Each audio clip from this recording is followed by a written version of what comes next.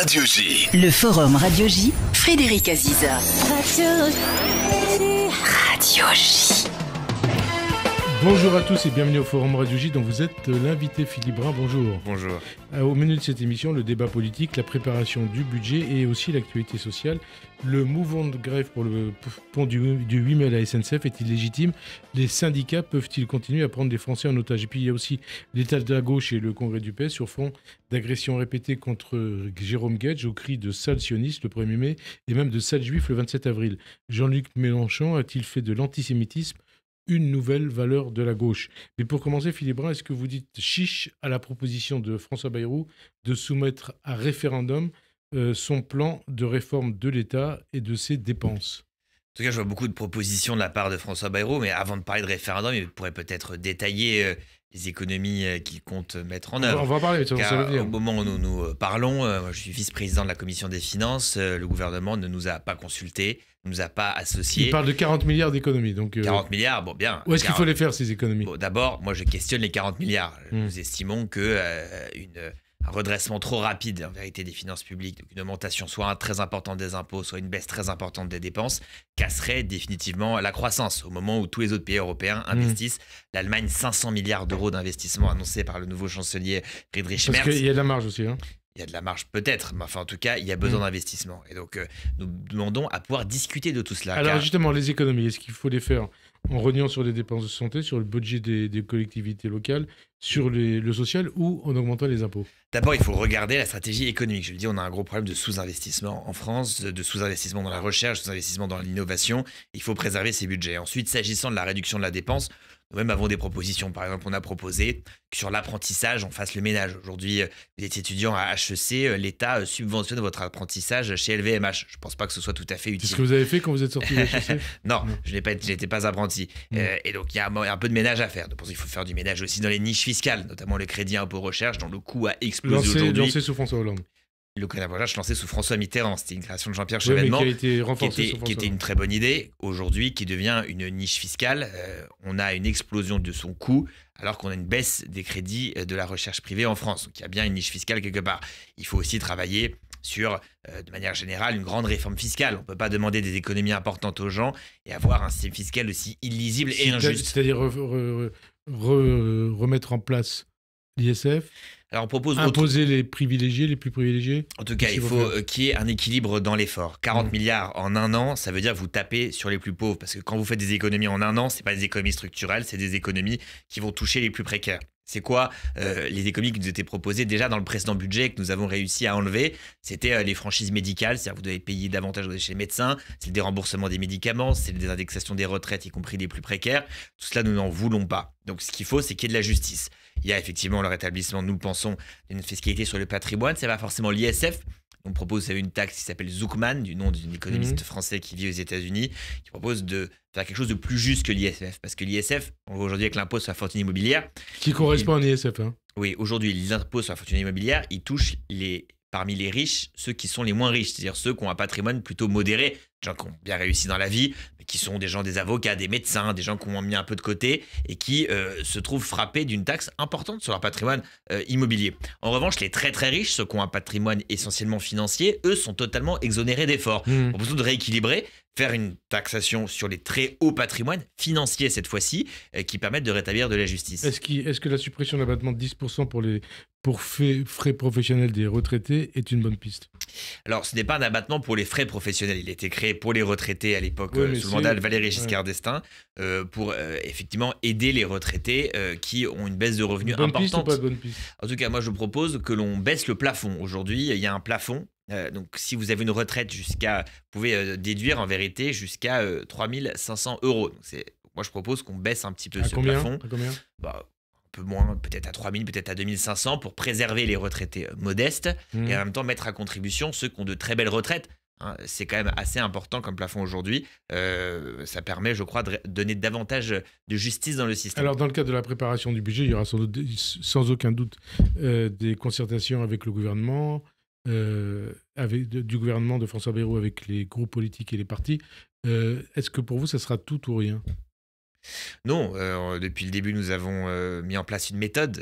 C'est nous qui l'avons proposée, c'est nous qui l'avons mise en place. Et grâce à nous, le pays est à peu près à une situation économique Donc le budget a été voté. grâce au vote du budget. Donc, nous avons proposé une méthode qui est celle de la discussion. Nous avons obtenu de grandes victoires lors des derniers budgets qui ont permis la non-censure de ce budget. Cette fois-ci, cette même méthode doit trouver à s'appliquer. Mais je dis au gouvernement, il est temps d'associer les oppositions à la construction du budget.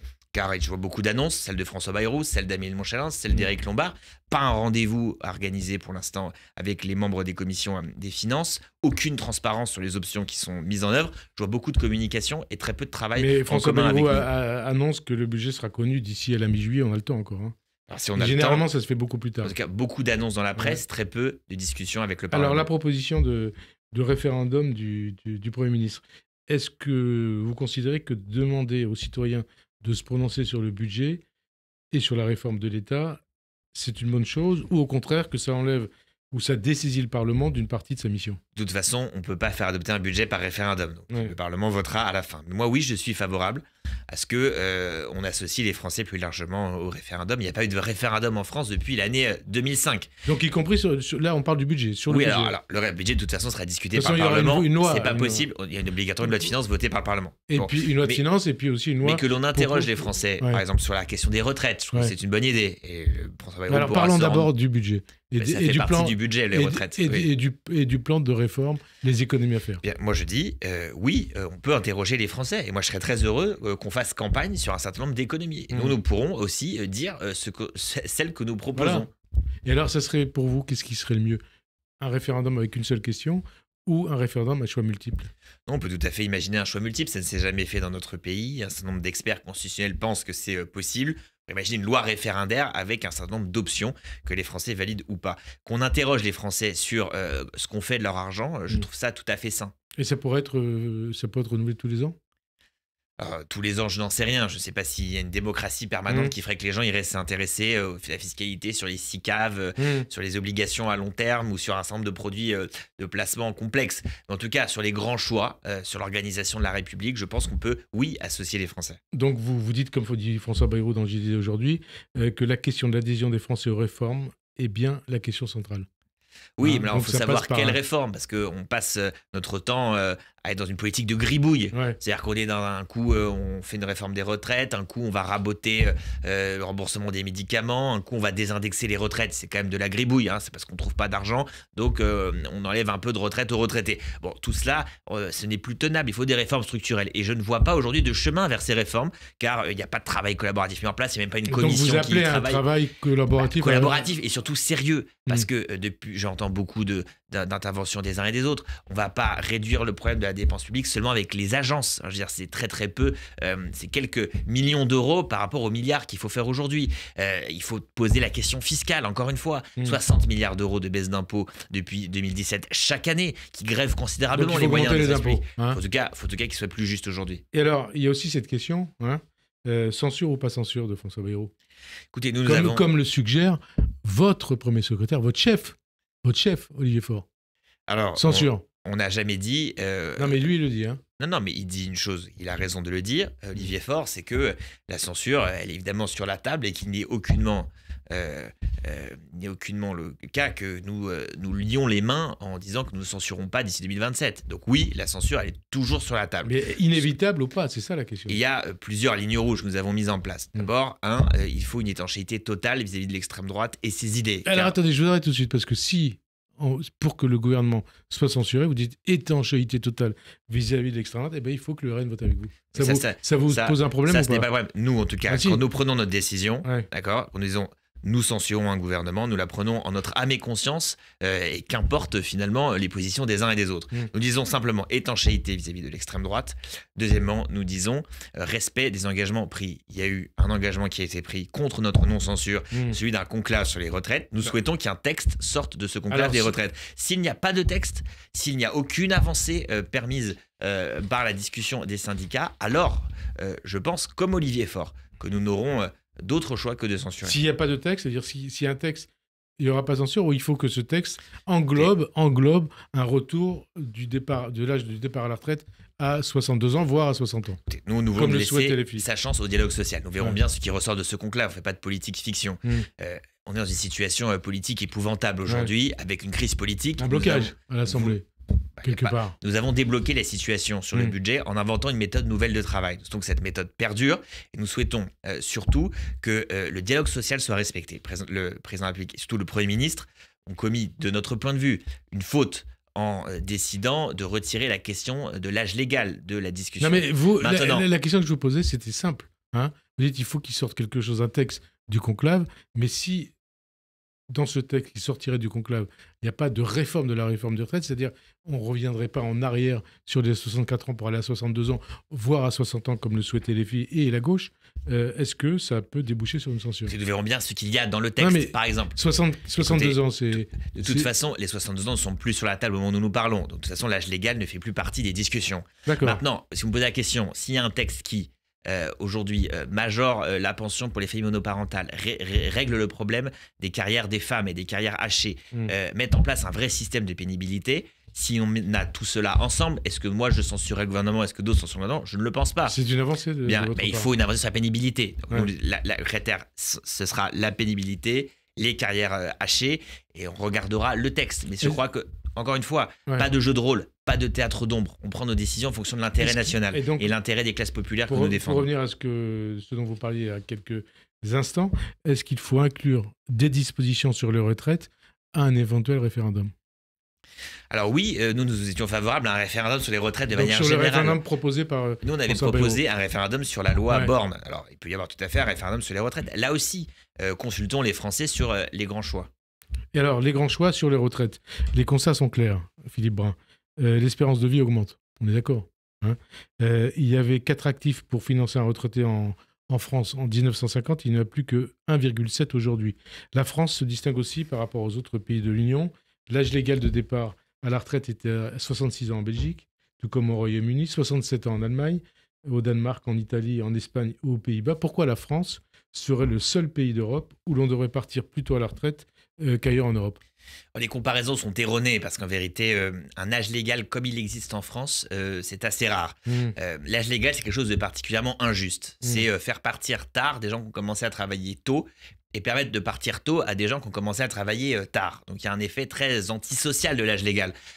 Enfin, c'est un fait, hein. Ailleurs, on part plus tard. Bon, en tout cas, nous, ce que nous proposons, de toute façon, c'est un certain nombre d'évolutions. Moi, j'ai déposé un texte dans le Congrès du Parti Socialiste où on propose la suppression de l'âge légal avec Jérôme Guedj, avec Laurence Rossignol, avec Jean-Paul Jandon. On pense qu'il faut supprimer l'âge légal et avoir un système où, avec les trimestres et la prise en compte de la pénibilité.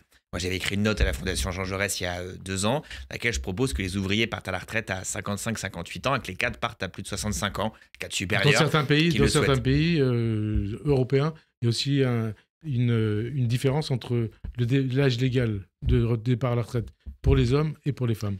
Il faut en tout cas aujourd'hui davantage de justice. C'est pas juste aujourd'hui, quand vous avez commencé à travailler à 18 ans, de partir à 64 ans et à cotiser plus de 44 annuités, alors que un cadre, lui, va en cotiser 42. Donc ça, il faut remédier à cette injustice. Qu'est-ce que vous dites à vos camarades, je ne sais pas si c'est toujours vos camarades de l'EFI, qui disent qu'il faut qu'on parte à 60 ans à la retraite? Est-ce que c'est pas vivre sur une autre planète? En tout cas, je crois que la retraite à 60 ans pour tout le monde, y compris les gens qui ont commencé à travailler à 25 ans, qui ont des salaires élevés, qui peuvent encore travailler un certain nombre d'années, qui n'exercent pas de métiers pénibles, me semble difficilement soutenable d'un point de vue financier. Donc il faut qu'on arrive à moduler les choses. Partir plus tôt quand on est ouvrier, employé, métier pénible, avant 60 ans, je le répète, avant 60 ans. On est usé. Moi, je connais des gens dans ma circonscription qui sont caristes, préparateurs de commandes, caissières, qui à 60 ans ont les articulations de quelqu'un de 75 ans. Bon, donc eux doivent partir avant 60 ans. Avant 60 ans. Et les autres après 65? Ils puissent partir après 63. Regardez aujourd'hui, par exemple, les préfets. L'âge moyen de départ à la retraite aujourd'hui, c'est 63 ans exemple, et 7 mois. Par exemple, une catégorie relativement privilégiée, les hauts fonctionnaires. Aujourd'hui, se battent pour continuer après l'âge légal de départ. Vous avez des demandes chaque année de préfets qui veulent continuer leur travail après. Pas mal de gens. Bon, donc il faut aujourd'hui qu'on arrive à moduler entre finalement les gens qui exercent des métiers très pénibles et ceux qui ont des métiers moins pénibles, les gens qui ont un niveau de revenu élevé, ceux qui ont moins élevé, tout ça, il faut regarder. Il y a aujourd'hui une différence d'espérance de vie entre les 10% les plus riches et les 10% les plus pauvres de 13 ans. Il faut que notre âge légal il soit modulé en fonction de l'espérance de vie. Retraite toujours. Plusieurs organisations patronales ainsi que des responsables de droite plaident pour une évolution en profondeur du système des retraites avec l'introduction d'une partie de capitalisation. Est-ce que c'est une bonne piste? Alors c'est nous les socialistes, qui avons introduit une partie de capitalisation sous Lionel Jospin avec le fonds de réserve des retraites, qui aujourd'hui gère un encours important. Hein. Donc c'est un fonds qui a une partie des cotisations qui sont mises en réserve et que nous plaçons sur les marchés financiers. Est-ce qu'il faut l'imposer à tout le monde? Aujourd'hui, c'est imposé déjà. C'est-à-dire qu'aujourd'hui, une partie de votre retraite, quand elle est payée par la sécurité sociale, votre retraite, elle est en partie financée. Enfin, il y a vos cotisations, elles partent sur un fonds de réserve. Et ce fonds de réserve aujourd'hui... Est-ce qu'il faut aller au-delà de ça? Est-ce qu'il faut aller plus loin? Il faut augmenter ce fonds de réserve des retraites, bien sûr. Il faut l'augmenter, il faut en doubler ou en tripler l'encours pour permettre de financer la retraite à l'avenir. Faut se rendre compte des différences de rendement. Le rendement de la capitalisation, c'est 4%. Donc, le fonds de réserve des retraites aujourd'hui, il rapporte 4%. La répartition, vous vous rappeliez tout à l'heure la démographie, on est à un peu plus d'1%. On voit bien qu'aujourd'hui, pour financer le système.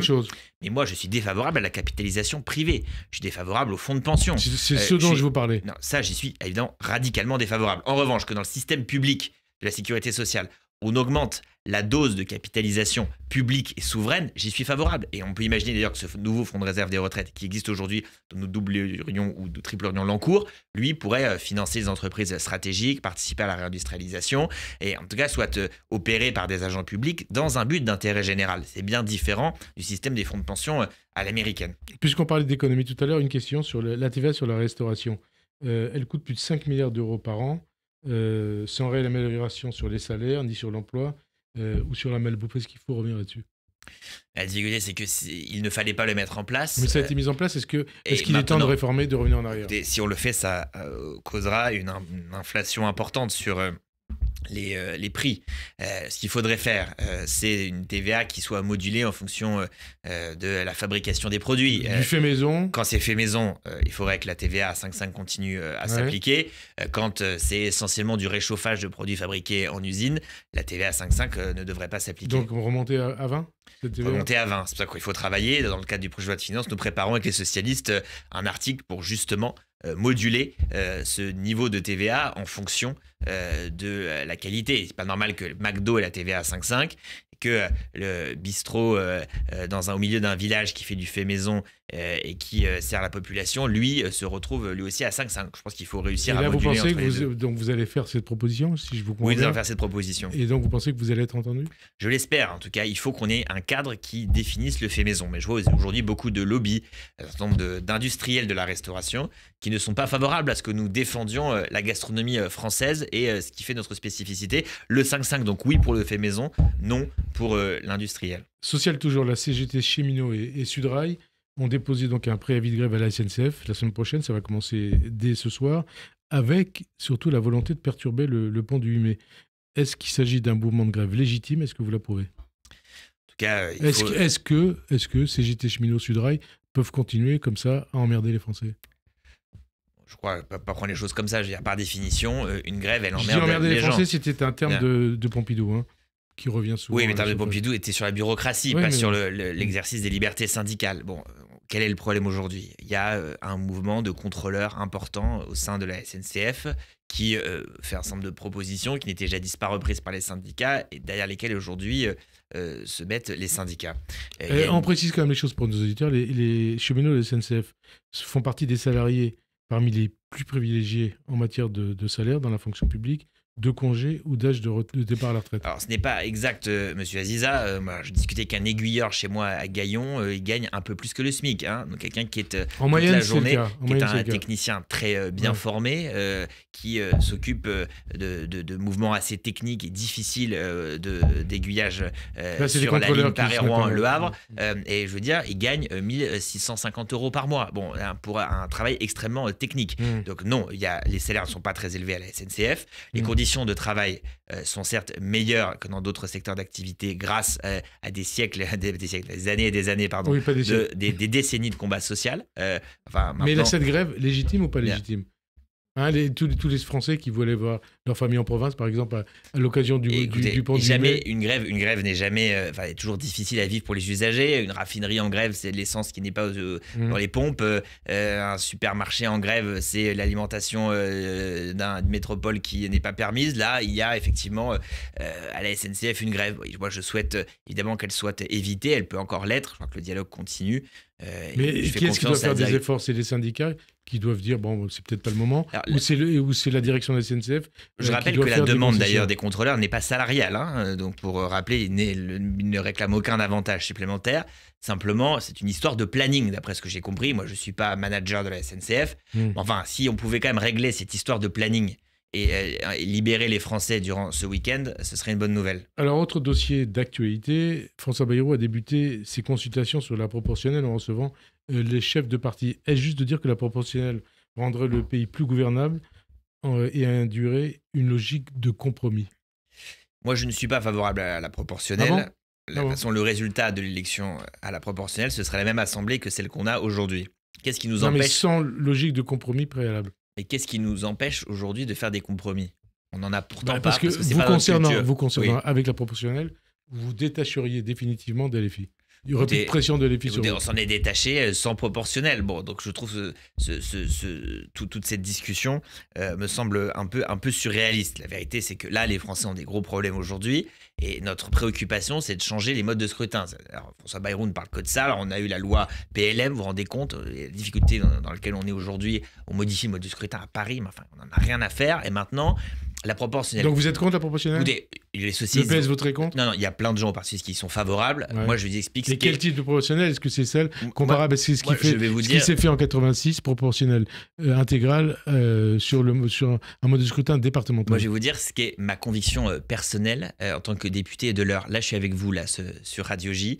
Et juste après, je vais dans ma circonscription, là où j'habite, d'accord. Et je vais discuter avec les gens. Je vais dans les foires à tout, à Berville-en-Roumois, au Bosque du Teil, à la MLR pour discuter avec les gens. Ça, c'est parce qu'il y a le scrutin majoritaire, d'accord. Et moi, je trouve ça extrêmement sain qu'on se fasse engueuler le week-end sur les marchés. La proportionnelle, je ne ferai plus engueuler sur les marchés parce qu'on saura même pas, les gens ne sauront même pas qui est leur député, d'accord. Et j'ai à me faire engueuler au bureau national du Parti socialiste. Moi, je préfère être redevable. Mais si c'est au niveau départemental, ça revient au même. Non, parce qu'on sera 5 députés départementaux, sans circonscription, sans adresse. On ne saura pas à qui écrire. Ce sera comme les conseillers régionaux qu'on ne connaît pas, que personne ne connaît. Moi, je trouve ça extrêmement sain. Comme Pierre Mendès France le disait, hein, la démocratie, c'est un aller-retour permanent. C'est votre circonscription? Oui, qui était député de ma circonscription. Pierre Mendès France le disait, il était très favorable lui-même au scrutin d'arrondissement. C'était aujourd'hui ce qui est mis en cause. Moi, je trouve ça très très sain de se faire engueuler le week-end. Et c'est finalement la cellule de base de la démocratie, c'est qu'on puisse prendre son élu par la manche et l'engueuler. Si on peut plus l'engueuler parce qu'il est élu sur une liste nationale d'apparatchiks de partis politiques, alors je crois que c'est le dernier clou sur le cercueil de la démocratie. Emmanuel Macron, il veut faire plancher des citoyens tirés au sort sur le rythme des vacances, de la durée des journées d'école ou encore l'heure d'entrée en cours. Vous en attendez quoi? Et puis surtout, est-ce que vous y êtes favorable? Oui, on voit qu'il y a le concours Lépine des idées un peu à gogo. Donc, il y a le gogo référendum, là, il y a le gogo tirage au sort. Bon, je ne sais pas qu'est-ce qu'on a inventé. C'est-à-dire gogo référendum, c'est non, gogo tirage au sort. Enfin, écoutez, soyons sérieux. On nous dit gogo référendum sur le budget, mais on n'a pas une seule proposition concrète sur le budget. Bon, sur on le nous dit gogo tirage au sort sur le rythme scolaire. Écoutez, c'est quand même pas très compliqué. Il y a des associations de parents d'élèves, il y a des syndicats.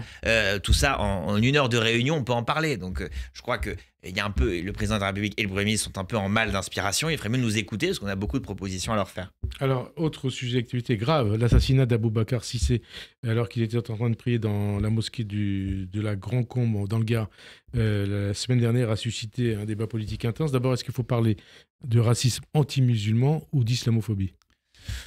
Bon, je pense que les deux mots sont synonymes. Il est vrai qu'en 2015, un certain nombre de républicains, de laïcs... Donc après le massacre de Charlie. Après le massacre de Charlie, ont estimé que le mot islamophobie laissait à penser que la critique de la religion était impossible. Et donc, nous avons préféré à ce moment-là utiliser le mot racisme anti-musulman. C'est le mot que j'utilise moi-même.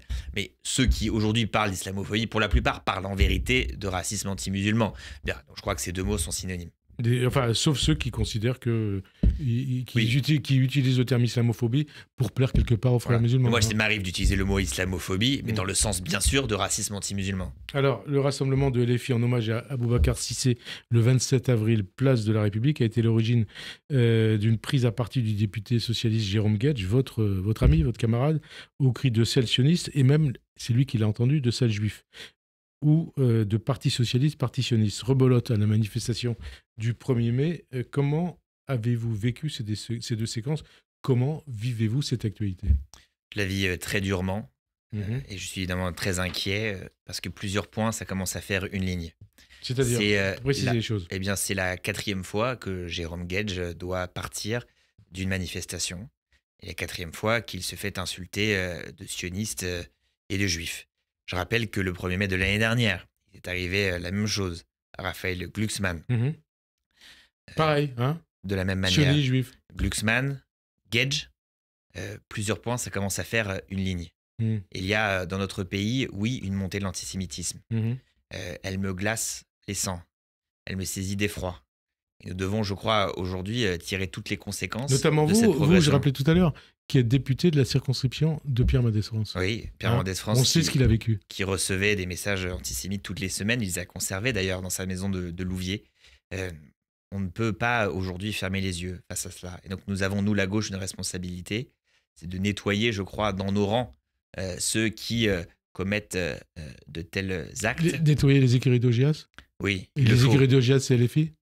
Il n'y a pas que LFI. Il y a, je crois, Mais là, je parle de LFI. il y a une forme d'antisémitisme d'atmosphère dans notre pays et je crois une forme de tolérance à l'antisémitisme qui me semble bien trop importante dans nos propres rangs. Une forme de réaction qui ne me semble pas à la hauteur de ce que nous pouvons attendre aujourd'hui de responsables politiques de On gauche. va parler des réactions. Je vois de qui et de quoi vous parlez.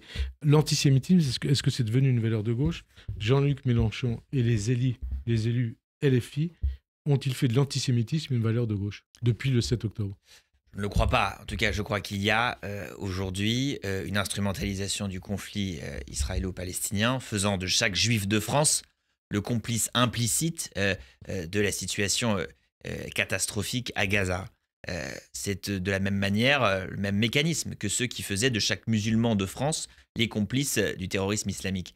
Et cela m'inquiète particulièrement quand on voit par exemple que Jérôme Guedj est un soutien de la cause palestinienne depuis de très nombreuses années. Ceux qui connaissent un peu ces questions, que Jérôme Guedj a été extrêmement loin dans la défense des droits des Palestiniens. Je vais vous poser une question.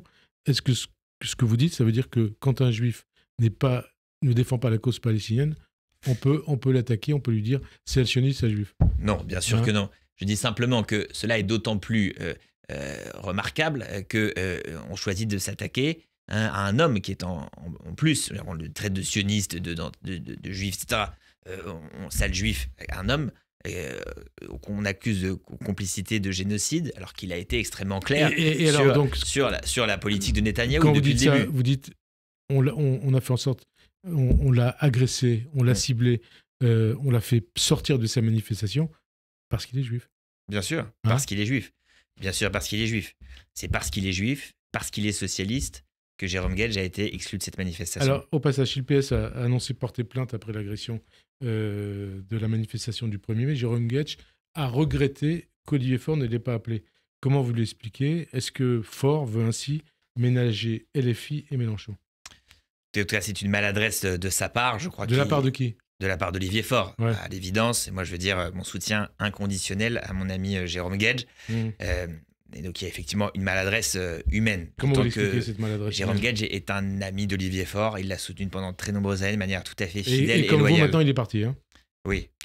On en reparlera du Congrès. Alors, une agression, vous en parliez tout à l'heure, suivie d'une éviction de Jérôme Guedj de la manif du 1er mai, qui a pourtant débouché sur des réactions, on va dire, pour le moins surprenantes à gauche. Marine Tondelier, qui a refusé de parler d'antisémitisme d'extrême gauche, et pire, elle a même accusé Jérôme Guedj d'être responsable de ce qui lui arrive en, je cite ses propos, venant avec 20 journalistes. Est-ce que ça ne ressemble pas au thème du complot juif qui a toujours été au centre de la rhétorique antisémite? Alors cela est d'autant plus remarquable que j'ai remarqué qu'une autre personnalité sur l'échiquier politique a eu les mêmes propos que Marine Tondelier. Monsieur De Villiers, donc pas Philippe mais son frère Emmanuel, qui est grande gueule, a dit que Guedj avait fait cela dans un but d'autopromotion en venant avec des journalistes. Et donc Marine Tondelier devrait s'interroger sur cette coïncidence. Elle parle comme Emmanuel de Villiers. Donc ça veut dire que là, Emmanuel Villiers, vous le cassez où, à droite ou à l'extrême droite? C'est la droite réactionnaire. La droite Donc, réactionnaire. moi, je crois qu'il n'y a rien de commun entre la droite réactionnaire et l'écologie politique. Alors Marine Tondelier, depuis, a présenté ses excuses. Ouais. Et évidemment, nous les acceptons. Parce que nous savons qu'elle n'est pas antisémite. C'est une femme de progrès et que les écologistes sont nos amis et nos alliés. Toujours bien sûr qu'ils le sont. Mais je dis à Marine Tondelier et je dis à ceux qui minimisent ce qui s'est passé que nous devons impérativement aujourd'hui changer de cap et prendre pleinement conscience de ce qui est en train de se passer dans notre pays et de la montée de l'antisémitisme qu'aucun homme, qu'aucune femme attachée à la République ne peut accepter. Lucie Castet, elle a refusé aussi de parler d'antisémitisme à propos des agressions contre Jérôme Gage. Elle aurait pu être votre première ministre. Vous dites ouf, elle l'a pas été? En tout cas, je crois qu'il faut aujourd'hui ouvrir les yeux. Bien. Et tous ceux qui ferment les yeux se rendent complices, innocents sans doute, mais complices en vérité de ce qui est en train de se passer. Complices de l'antisémitisme? Écoutez, on ne peut pas là fermer les yeux. Là, comme plusieurs points, ça fait une ligne. Glucksmann, Gage 4 fois. On va s'arrêter quand? On va laisser un député socialiste se faire ainsi sortir des manifestations pendant combien de temps? Pendant combien de temps on va fermer les yeux? Il y a un moment, il faut réagir. Et vous dites aussi ça à Olivier Faure? Je le dis à tous les hommes et femmes politiques de Et gauche. alors, j'ai oublié une personne, Ségolène Royal, qui excuse les cris de salles sionistes et de salles juifs lancés contre Jérôme Gage le 27 avril et le 1er mai, les réduisant, je cite ses propos, à de simples gamineries. Et pourquoi? À cause de Gaza. Le tout en prenant la défense de Jean-Luc Mélenchon, injustement attaqué selon elle. Est-ce que vous la comprenez ou est-ce que vous dénoncez, on va dire, des raccourcis indignes? Ségolène Royal. Bien. Moi, vous fait honte ou pas? Je connais bien Ségolène Royal, qui est une amie, et je sais qu'elle a toujours été du côté, évidemment, et de la sécurité de l'État d'Israël. Et on précise de la lutte contre l'antisémitisme. Et de la lutte contre l'antisémitisme. Mais là, qu'est-ce qui se passe? Elle était en discussion avec un journaliste du JDD dans un débat, et je crois que ces mots n'ont pas été à la hauteur, et elle s'exprimera, je crois, dans les prochains jours pour revenir sur ses propos. Mais il est évident qu'il n'y a rien d'une gaminerie quand un homme est sorti d'une manifestation. Il n'y a rien d'une gaminerie quand des militants socialistes sont passés à tabac, subissent des tirs de mortier dans une manifestation. Et cela, évidemment, n'a rien d'une gaminerie. Et donc, dire qu'il ne s'agit que d'un seul homme, et donc, finalement, tout le reste serait plus important. Dreyfus était un seul homme, et son exemple était, je le crois, symptomatique de tout un antisémitisme généralisé. L'affaire Gage, une nouvelle affaire... Une petite affaire Dreyfus? Je pense qu'on ne peut pas faire de parallèle. Non, mais on parlait de Dreyfus. Bien. En tout cas, je dis simplement que oui, parfois, un homme est le bouc émissaire de tout un antisémitisme d'atmosphère. Bien. Et donc aujourd'hui, le bouc émissaire, c'est Jérôme Gage. Tout républicain doit être du côté de Jérôme Gage. Tondelier, Castet, Royal, elles sont nom de quoi?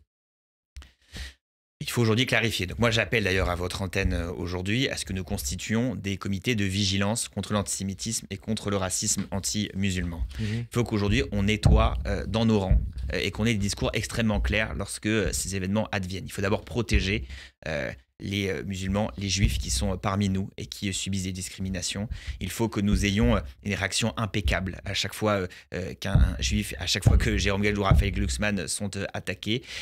L'antisémitisme est un poison. Il est un poison pour l'humanité et il est aujourd'hui aussi un poison parce qu'il y a le poison du soupçon aujourd'hui qui pèse sur la gauche. Jamais dans notre histoire récente il y avait des suspicions que la gauche puisse être antisémite. Et là, vous le ressentez ça? Oui, je le sens. Il y a ce poison qui est en nous. Et vous nous. savez ce qu'on dit aussi, ce qu'on entend aussi de la part de LFI, on nous taxe, on me taxe de génocidaire. Ça fait mal, non? Il faut aujourd'hui... On nous disait salationniste, génocidaire, jusqu'où on va aller? Il faut aujourd'hui nous libérer de ce poison. Parti travailliste, ils ont le même problème il y a à peu près 5-6 ans. Parti travailliste britannique. Ils ont le même problème il y a 5 ans, 6 ans. Et Corbyn qui était venu faire à Paris la campagne d'un certain nombre de candidats. Je le crois, une réaction. Nous devons avoir cette même réaction aujourd'hui à gauche. Les membres du Parti travailliste qui se rendaient coupables d'antisémitisme ont été tous exclus. Jérémy Corbyn lui-même a été exclu du Parti travailliste. Une nouvelle direction est arrivée et c'est à cette condition d'ailleurs que le Parti travailliste britannique a pu retrouver le pouvoir l'an dernier. Au bout de 10 ans. Et je crois que nous devons faire ce même travail et mettre en place ces comités de vigilance où chacun puisse réagir et sensibiliser nos camarades militants sur l'impérieuse nécessité de comprendre les mouvements profonds qui sont à l'œuvre et qui doivent bien sûr nous inquiéter. Ce qui se passe, que vous constatez, cette résurgence de l'antisémitisme à gauche, est-ce que ça ne prouve pas que la mélanchonisation des esprits fait des dégâts considérables à gauche? Mélanchonisation des En tout esprits. cas, il y a un choix politique qui a été fait par Jean-Luc Mélenchon et ses proches d'utiliser le conflit israélo-palestinien à des fins politiques. Non pas simplement de dire qu'il faut être solidaire avec les Gazaouis, je le suis intégralement, qu'il faut être évidemment radicalement opposé à la politique de Netanyahou, qui est un criminel, je le répète, mais il y a eu un choix qui a été fait d'importer ce conflit en France. Et donc de cliver un maximum en taxant finalement de génocidaire quiconque ne serait pas totalement aligné avec Jean-Luc Mélenchon sur sa vision de la situation. C'est le cas par exemple de Jérôme Guedj qui se fait taxer de génocidaire tous les jours. Bien, ce choix politique fait par Jean-Luc Mélenchon d'exciter la haine, La haine antisémite. En tout cas, il excite une forme de haine. Je veux dire, quand on taxe le blog qu'il avait fait, vous vous souvenez, à l'égard de Jérôme Guedj, où Jérôme Guedj a dit qualifie ici même d'ailleurs que c'était la première fois qu'il était essentialisé, ainsi renvoyé à son judaïsme, et il y voyait de l'antisémitisme. Il le décrit comme un chien qui se promène autour d'un piquet où le retiennent la laisse de ses adhésions communautaires, s'entend. Il faut lire la violence en contradiction de cet écrit. avec le judaïsme de gauche, il dit. Voilà. Il faut se rendre compte de la violence de ce propos. Est-ce que ça veut dire qu'il faut établir un cordon sanitaire autour de LFI? Cordon sanitaire. En tout cas, nous sommes favorables à ce qu'il n'y ait pas d'alliance avec LFI. Nous l'avons dit dans le congrès du Parti Socialiste, c'est aussi un des enjeux. Et nous pensons qu'il faut que la gauche réagisse très fortement face à cette menace et soit extrêmement claire. On parle des écologistes, il y a des personnalités écologistes comme Karima Deli, par exemple, qui a été impeccable. Clémentine Autain, impeccable. François Ruffin, impeccable. Donc je veux aussi donner de l'espoir à nos auditeurs. Il y a des gens, y compris qui sont la gauche de la gauche, et qui n'ont rien d'antisémite, et qui ont eu la réaction qu'il fallait dans la manifestation. Est-ce que vous êtes de ceux qui considèrent que Mélenchon était antisémite et qu'il a fait de LFI le premier parti antisémite de France? Non, je crois que ni Jean-Luc Mélenchon ni LFI ne sont antisémites. Je crois simplement qu'il y a eu un choix politique tout à fait dangereux, qui est celui d'utiliser le conflit israélo-palestinien à des fins politiciennes pour une campagne européenne où Jean-Luc Mélenchon était en déroute et avait donc besoin de mobiliser. Avec Rima Hassan en tête de gondole, je crois qu'en tout cas, que cette dérive, elle est contraire d'ailleurs à l'engagement de la vie de Jean-Luc Mélenchon. Je n'ai jamais été mélenchoniste. Ce que je constate, c'est que toute sa vie, il a au contraire défendu une vision universaliste, républicaine. Il a été aussi, je crois, eu les bons propos sur le conflit israélo-palestinien pendant des années. Et donc là, il y a soudainement un entrain particulier à faire de cette question finalement une question clivante et à créer deux camps finalement, le camp des complices du génocide et le camp de ceux qui seraient favorables à la population de Gaza. Aurore Berger a dit le nouvel antisémitisme tient trois mots, LFI. Elle n'a pas raison. Il ne faut pas nier ce qu'est aussi l'antisémitisme d'extrême droite. Oui, mais ça, on en parle aussi. Qui existe aussi. Je ne crois pas que LFI soit un parti antisémite. Je ne le pense pas. Mais... Je crois simplement que le choix politique qui a été fait de l'instrumentalisation du conflit israélo-palestinien à des fins politiciennes a pour conséquence la résurgence de l'antisémitisme. Robert Badinter, il avait dénoncé, vous vous en souvenez, la lepénisation des esprits. La mélenchonisation des esprits, est-ce qu'elle ne fait pas autant de mal, sinon plus de mal à la France? On ne peut pas dire que les esprits se mélenchonisent quand on voit les intentions de vote aujourd'hui de la gauche en général et de LFI en particulier. Ni que le discours de Mélenchon... mais il a un poison dans la tête des gens et des jeunes. Le problème aujourd'hui majeur de la France, c'est quand même l'extrême droitisation des esprits. Et aujourd'hui, il y a l'arrivée au pouvoir de Jean-Luc Mélenchon est quand même peu probable. Hein. Donc, soyons tout à fait. En tout cas, vous ne souhaitez pas qu'il arrive au pouvoir. En tout cas, je souhaite que la gauche un jour arrive au pouvoir. Ce que je souhaite en tout cas, c'est que ce soit une vision qui soit extrêmement clair sur l'antisémitisme, que nous protégions toutes les juives et les juifs de France, évidemment les musulmans, tous les opprimés de ce pays. Et il est clair que ça ne peut pas être sur la base aujourd'hui des mots d'ordre des manifestations que nous connaissons. Ça veut dire qu'il y a vraiment deux gauches irréconciliables? Je ne sais pas, l'avenir le dira. En tout cas, nous appelons à une vigilance. Non à LFI, vous ne pouvez pas vous allier avec LFI. L'alliance avec LFI, nous l'avons dit, nous ne la souhaitons pas. Pas d'alliance municipale, pas d'alliance législative s'il y avait une dissolution, pas d'alliance évidemment à l'élection présidentielle. Nous ne pouvons pas de candidat nous unique. Ranger. Primaire ou pas primaire? Alors, nous sommes favorables à un candidat socialiste et puis qui discute avec évidemment les écologistes, les communistes, avec tout le reste de la gauche pour avoir une union la plus large possible, mais cette union ne peut comprendre LFI. Vous avez été l'un des plus chauds partisans de la NUPES et du NFP, et aujourd'hui? J'ai été comme Jérôme Gage, un unitaire, je le suis toujours Ouais, mais d'ailleurs. vous aviez en 2024, vous faisiez campagne au nom de la NUPES, du NFP, pardon, pas Jérôme Gage. En tout cas, non, je n'ai pas fait campagne au nom du NFP. Le NFP n'était cas, pas vous- présent sur Vous mes avez affiches. l'investiture, en tout cas. Oui, l'investiture, Ouais. une circonscription très marquée par le vote RN. Mais moi, j'ai pris mes distances à partir du 7 octobre, comme Jérôme Gage. Et nous avons compris finalement à ce moment-là la dérive qui était en cours et qui d'ailleurs ne s'est pas interrompue depuis. Une dérive à la fois sur le plan interne à LFI sectaire, là où la NUPES était un esprit d'ouverture qui aurait pu amener à un nouveau congrès d'Épinay, à la création d'un mouvement de gauche qui à la fois porterait les radicalités nécessaires face aux grands changements que nous connaissons et en même temps une culture de gouvernement. Cela n'a pas été possible. Et puis, ce poison de l'antisémitisme permis par cette communautarisation, par cette excitation des haines, par cette importation du conflit israélo-palestinien à laquelle nous ne pouvons pas nous résoudre. Vous avez dit tout à l'heure que au sein du Parti travailliste britannique, quand il y a eu ces mêmes problèmes d'antisémitisme, Corbyn a été éjecté du parti, les antisémites ont été éjectés. Ça veut dire qu'il faut que, pour montrer sa bonne volonté éventuelle, que les dirigeants de LFI virent Mélenchon. En tout cas, je crois qu'ils n'en sont pas là. Non, mais c'est la question que je vous pose. En tout cas, de toute façon, il n'y a pas que... Tant que Mélenchon sera... toute l'organisation est alignée aujourd'hui sur cette position. Ouais. Je ne suis pas de ceux qui disent il y aurait d'un côté Jean-Luc Mélenchon qui serait infréquentable et de l'autre des gens... Bon, il y a... Donc ils sont tous infréquentables. Je ne dis pas que... En tout cas, il y a une stratégie qui est celle, je le rappelle, de la communautarisation des esprits et surtout de l'exploitation du conflit israélo-palestinien qui aujourd'hui a des conséquences directes. Je leur demande, comme je demanderais à n'importe qui, d'ouvrir les yeux sur les conséquences aujourd'hui de ces mots d'ordre. Notamment Manuel Bompard, puisque c'est lui qui est le patron. Oui, je lui demande d'ouvrir les yeux. Vous dites quoi précisément à Bompard ? Je dis Manuel Bompard, il est temps d'ouvrir les yeux sur les conséquences aujourd'hui très concrètes de cette instrumentalisation du conflit israélo-palestinien, sans rien renier d'ailleurs de notre position sur le sujet et notre solidarité totale vis-à-vis du peuple palestinien et vis-à-vis des Israéliens et des otages qui sont des victimes de ce conflit. Bon, tout cela, il faut le dire, il faut le répéter, et il est urgent que ce mouvement soit fait. Et encore une fois, quand Jérôme Gage est exclu d'une manifestation, il faut un mouvement de solidarité immédiat. Ce qui n'a pas été le cas. Non, ce qui n'a pas été le cas. C'est pour ça que j'appelle à la constitution de ces comités de vigilance. Parce qu'il faut une solidarité totale. Quand l'un des nôtres est attaqué, quand l'un des nôtres est touché, quand l'un des nôtres est à terre, nous devons être à ses côtés pour le défendre. Il nous reste 3 minutes. On va parler du Congrès. Vous êtes l'un, dans ce contexte, l'un des leaders de l'opposition Olivier Faure au sein du Parti socialiste, derrière Nicolas Mayer-Rossignol et avec Jérôme Gage, donc dans la perspective du Congrès qui a lieu le mois prochain avec une élection sur les motions et sur le poste de premier secrétaire fin mai, début juin. Est-ce juste de dire que ce Congrès est un Congrès pour ou contre l'alliance avec LFI, Faure y étant a priori toujours favorable et vous formellement et définitivement opposé? C'est un congrès, en vérité, sur l'affirmation du Parti socialiste de manière générale.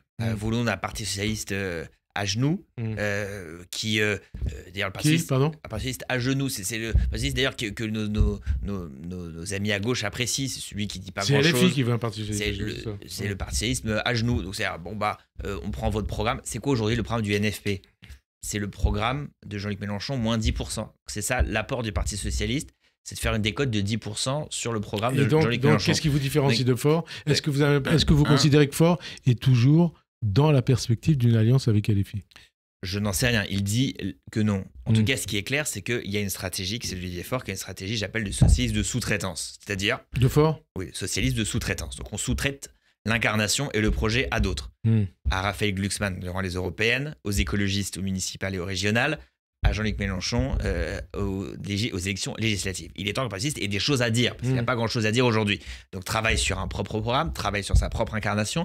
C'est ainsi d'ailleurs que nous ferons progresser la gauche dans son ensemble. Si la gauche aujourd'hui est à moins de 30%, tout mouillé ensemble dans les intentions de vote, c'est parce que le Parti socialiste ne joue pas son rôle. LFI fait le plein de ses voix là où il peut les faire. Bon, et le Parti socialiste, lui, ne les fait plus. Donc c'est à lui aujourd'hui de travailler sur le fond et de réenchanter les ouvriers et les employés qui ne lui font plus confiance. Est-ce que, on va dire, la séquence antisémite qui vient de se dérouler, elle change la donne dans la perspective du Congrès?